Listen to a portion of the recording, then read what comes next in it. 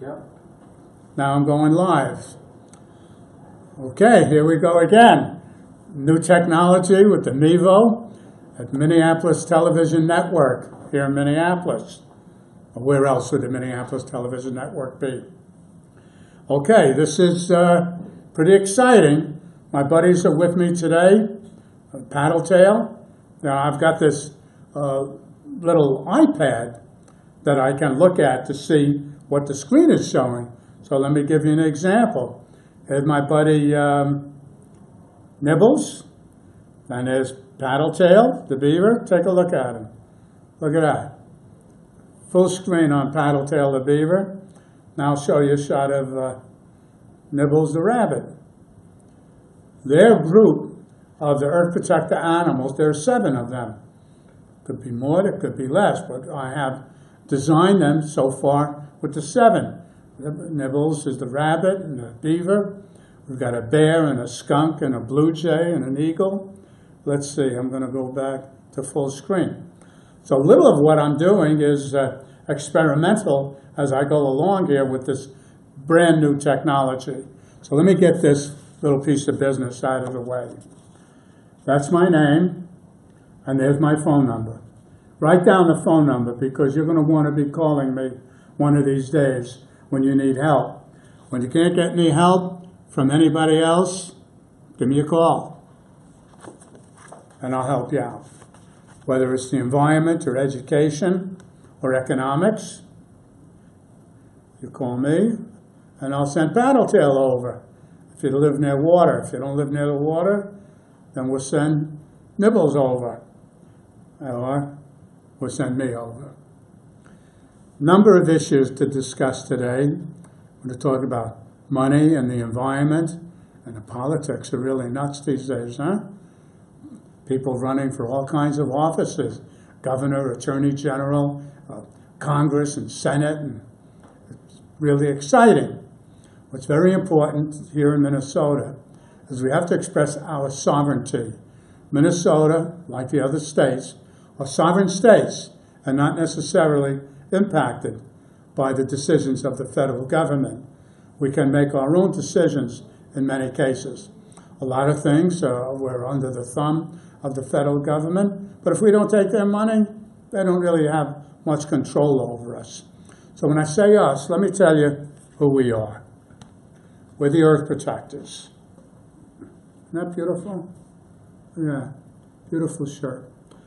Earth Protectors, I started 35 years ago because the environment is being destroyed and not enough was being done to make a difference. Let's see what's happening here. So we've got a nice full screen. I'll leave it on the full screen. Show you the Earth Protector shirt. We've got lots of things there. We've got a newsletter, Earth Protector newsletter. We've got a catalog, Earth Protector products. We endorse other companies. I have an engine treatment product that I'm endorsing called The Treatment. And when this is put in a vehicle or an engine of any kind, it slides around nice and smooth. Feels good. It's like giving your engine a massage. Massage always feels good, right? So the Earth Protector endorses products. We've got a catalog. We have our own products. We've got shirts and caps, and sweatshirts and hoodies. But the reason we're an important organization is we talk about issues that a lot of people don't talk about. For example, what's one of the most poisonous things that you can eat? Sugar. How come sugar? Well, it's the way it's made. It's toxic. It's poison.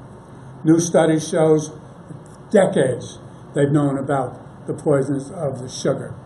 And now we got sugar in everything, and they put it in the form of fructose, high fructose corn syrup. It's a sweetener, and you don't need a lot of it to make products sweet. Now they've got it in everything. Hamburger buns and soda, and talk about these corner stores and all the soda and stuff that they sell. Total poison. High fructose corn syrup, sugar, poisoning us. What can we do about it? Well, know about it first. So I'm not saying that you're not going to stop eating sugar. You're not going to stop eating, but you can cut back a little bit. It's like smokers. These people that smoke, usually you go in the store, you can buy 1 can of soda, 1 orange, or a bag of lemons, a bag of oranges. But cigarettes, one of the few things that you have to buy 20 of them at a time. 20 cigarettes at a time, and by the time you smoke them up, so people smoke them more, so cut out a little bit. Smoke half as much. You don't have to smoke as much as you're smoking unless you're a weak-brained imbecile that doesn't care about their life. One of the most poisonous things that you ingest is cigarettes, whether it's you smoking or somebody else is smoking. That's why, they passed all the laws and rules that you can't smoke in certain places, because other people, I don't want to smell your crap in the bus shelter. I know when I go to the bus shelter, let's see what happens here if I can pop me up here. There I am. Oh, and the animals too. There's Nibbles.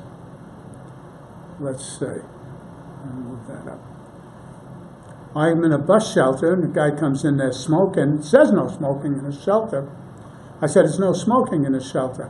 So he's looking to pick a fight. I'm telling him that there's no smoking in the shelter.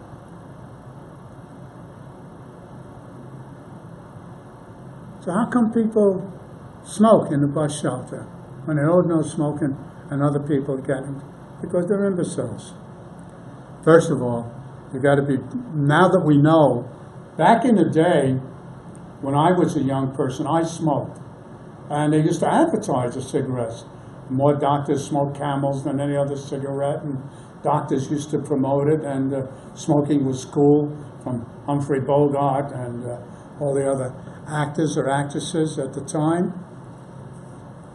But it's deadly and harmful. And now we know it. Yet people start to smoke. And I saw the other day, we're paying $8 or $9 for a pack of cigarettes. We used to buy them, I think they were 20, 30, 40 cents. When I was in the Army, I'd go to PX, buy a pack of cigarettes for 20 cents. So take care of your health, will you? You can support the Earth Protector group by taking care of your health. We don't ask for money on the show. We don't sell anything on the show. But we're going to get on to more YouTube expression and some of these other channels. And we'll talk about things that most people don't know anything about. You know about compound interest? You know what compound interest is? The 8th wonder of the world. Compound interest, you invest your money and it builds up over time. But it's really not true, because the problem with the money is that it's created as debt, not as wealth money.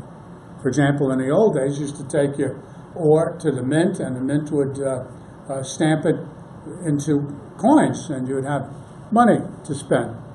So now let's check and see what I'm doing. Good volume. Yes, Paddletail is on the job. Let's see. There he is. Paddletail. How you doing? Let's see how Nibbles is doing. Look at that. Isn't this great technology? And guess who that is? Me. I could straighten myself out. I gave you the number. I'm going to give it to you one more time. First, we're going to go to full screen. Look at that. And there's that. Leslie Davis. Write down that phone number. Minneapolis. Okay, that's enough of that. Want a copy of our catalog with the different things that we have to offer? Fighting to protect the earth. Since 1983. 83 was there life on the planet in 1983? Most of the people watching this show, 83 would be 35 years ago. Most of the people watching weren't even born when we started the Earth Protectors. So you can support our work by looking into what it is that we have. Hey, you know about the 35W Bridge anniversary is coming up? The 35W Bridge that they lied about? They said that it fell down because of pigeon poop or a thin gusset plate, you know, the thing that holds the beams and girders together. Not true. What happened, let me see if I can get a close-up here and show you what happened. This beam, let's see, where am I? Right here. This beam was hit from the top, from here, not working out the way I want it. Let me see. So we go here. This beam was hit from the top when a piece of the roadway broke off. So here's how that works.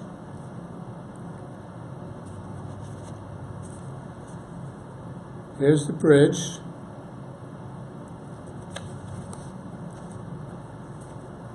There's the bridge. And you know, it had these lanes on the outside that weren't meant to hold bumper-to-bumper 24-hour traffic. But a number of years ago, as traffic increased on the bridge, they allowed traffic to run on these edges. This was only a 4-lane bridge, but they restriped it and ran 8 lanes of traffic on the bridge. So one day, a flap of the bridge, the edge, broke off, hit that beam that I showed you.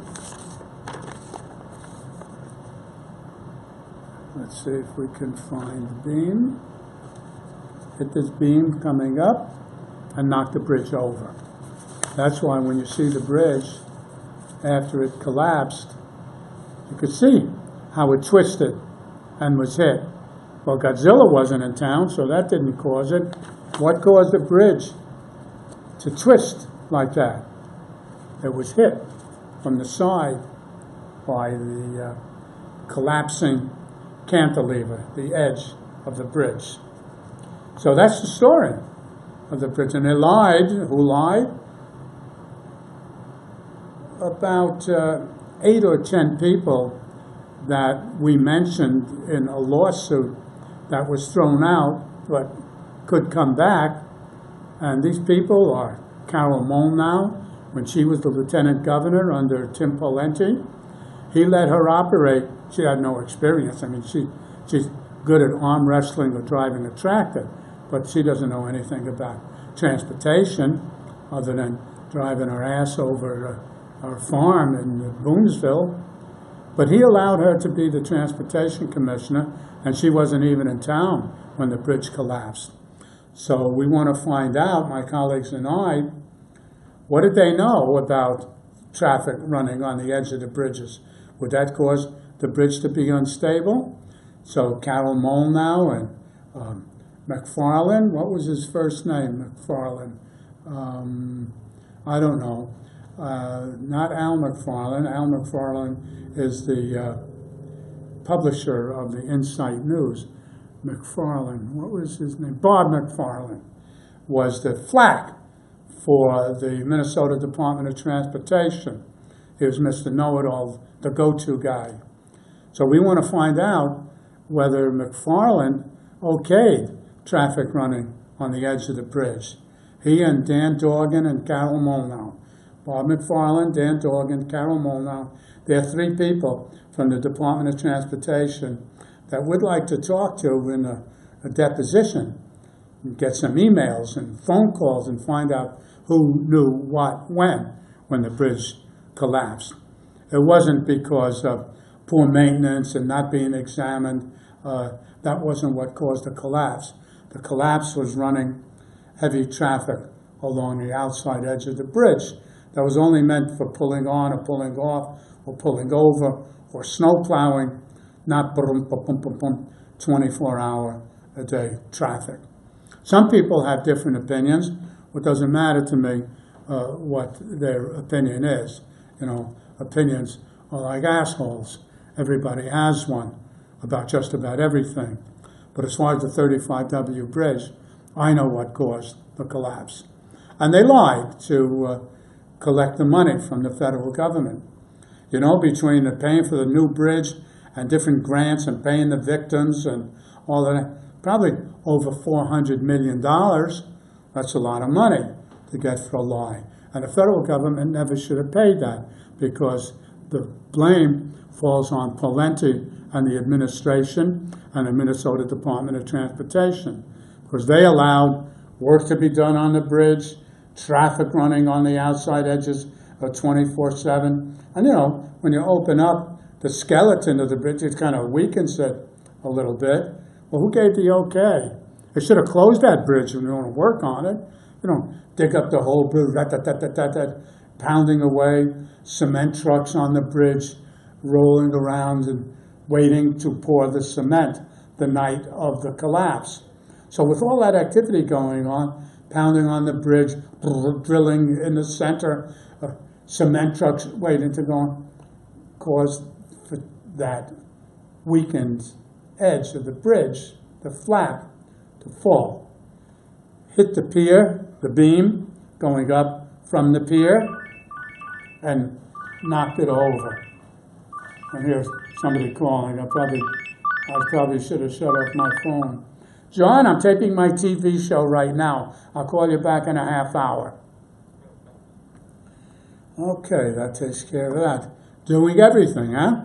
Little bitty phone. I've got one of those other phones. I'm practicing with it. Learn how to operate that. Oh, get back to the animals for a second. Let's see. Paddletail, how you doing? Okay, buddy. We have a story about Paddletail and friends, the Earth Protector animals. And you can see the story online on the Earth Protector website. Go to earthprotector.org or go to Google. Put in Meet the Earth Protector Animals in Google. Bang, come right up. A beautiful story. A day at Little Lake in Wonderful Woods. And it's a wonderful story of animal heroics, because it's about Nibbles. I'm not going to give you a lot about the story, but Nibbles gets captured by these people that test products on animals' eyes. Horrible. Torturing animals' eyes in order to get the insurance rates right. Insurance people are not going to insure you unless you can show them that you burned up these animals' eyes or took so much to burn them up. So the first story of A Day at Little Lake in Wonderful Woods is about Nibbles being captured by the people from the building with no windows. But we rescued Nibbles, got Nibbles out, and more stories on the way. And I'm working on selling the Earth Protector animal concept to an animation house. So I contacted Tremendous Entertainment, a company that I was advised to contact, Tremendous Entertainment, owned by Colleen Needles, and I sent her a note. And so rude, she didn't answer my note. I sent her an email, a phone call, and she wouldn't respond, telling her that it was recommended to me that I contact her and maybe we'll do something about the Earth Protector animals. So Colleen Needles, that's a message for you. And Tremendous Entertainment, I don't think there's anything tremendous about you. I emailed you, I called you, and you knew that I was looking for you. And I came with a recommendation for somebody. So that's it for Colleen Needles. And I'm waiting to hear from Mr. Cornell. He's the CEO, the macher of the Target stores. Because I thought Target might be interested. You know, going to Target stores, wouldn't they love to have these Earth Protector animals? Yeah, if they could steal them or get them for nothing, like Disney does or the Aveda Corporation does. I fought them off years ago. Disney tried to steal my properties. Actually went to the United States Supreme Court. But you know, I've never had real powerful legal help. The other side comes in with these long-time experienced lawyers like Dorky Whitlis, also known as Dorsey Whitney. Dorky Witness represented the Disney company, and they beat me pretty good. They got Judge Donovan Frank to see things their way, which wasn't accurate. Judge Donovan Frank never should have found on behalf of Disney, because what he did that was wrong, federal Judge Donovan Frank, he determined that some people that signed affidavits sworn that they were confused, and then he dismissed those, which are not supposed to, according to the United States Supreme Court.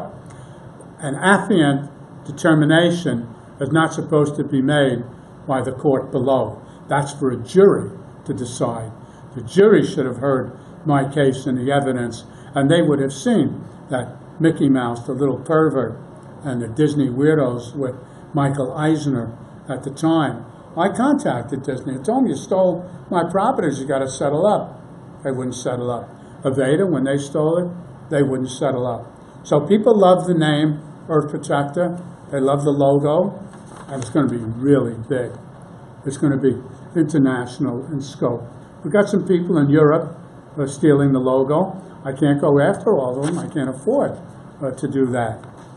So we'll just keep going with it, and people will know that Earth Protector is the intellectual property of Leslie Davis. Let's show you who he is. Look at this. Oh, there we go. I'm Leslie Davis, the owner of the Earth Protector brand. Anybody else that uses Earth Protector, Earth Protected is a lying, cheating slime balls. We've got people out of Denver, Colorado, Earth Protect, absolutely stole it. Stole Earth as a logo and Earth Protect by cutting off 2 letters. And you got the slime that's calling it Earth Protectors and protect the Earth. No, I started it, and it's mine. And I'm going to market it or sell it. That's really what I'd like to do. I'd like to sell the Earth Protector brand. I contacted Walmart, didn't hear back from them. Target, Netflix, Amazon.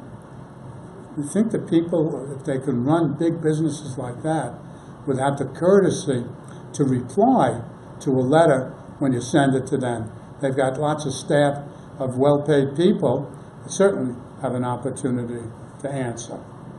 So, you know, my political efforts, they're not down the tube yet. I'm still in the race for governor of Minnesota as a write-in candidate. So that's why I'm not active, because as a write-in candidate, it's not likely that you've got a good chance to win, but we never know.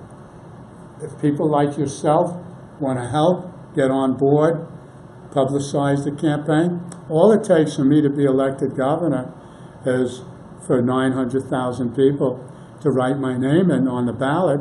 How difficult is that? They write Day or Davis, or anything where it looks by the judges when they review the ballots that are cast in November, anything that looks like the voter intended to vote for me, Davis or Leslie, and I get credit for that vote. So we'll see. I'm not quite done yet.